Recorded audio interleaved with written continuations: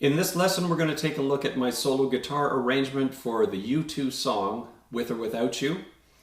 This is a great lesson for working on your fingerstyle independence. You're going to be playing melody and bass line at the same time, so we'll be working with playing the melody with the fingers of your right hand and playing the bass line with your thumb.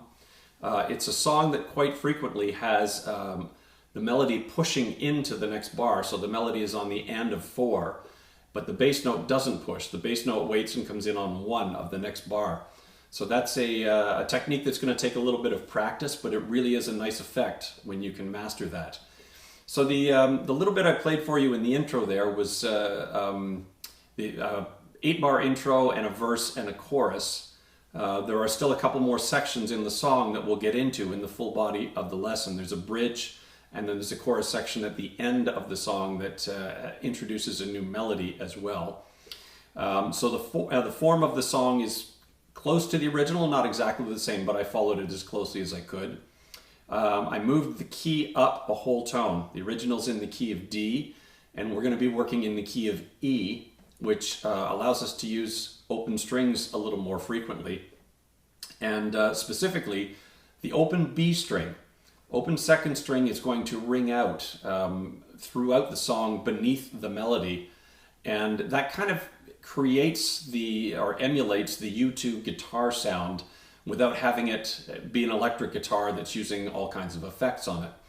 I've played this song a lot on electric guitar, and I'll use some delay and a chorus effect pedal as well, which sound great. When you're playing it on acoustic, having that open B string ringing out with the melody kind of simulates that effect a little bit. And again, a really kind of neat little technique to sort of master as well. Tempo-wise, this song, the original is at 110 beats per minute, which is roughly where I played it in that little introduction.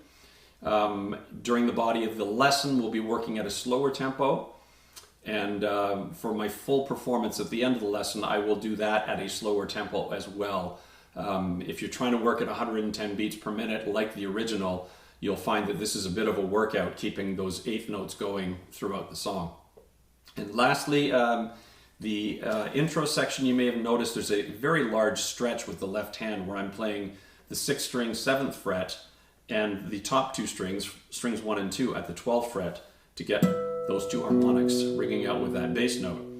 So that stretch may not be very easy for a lot of guitar players working on this, and for that reason I've included an alternate intro so that you don't have to worry about the harmonics. You basically just be using open E and open B string.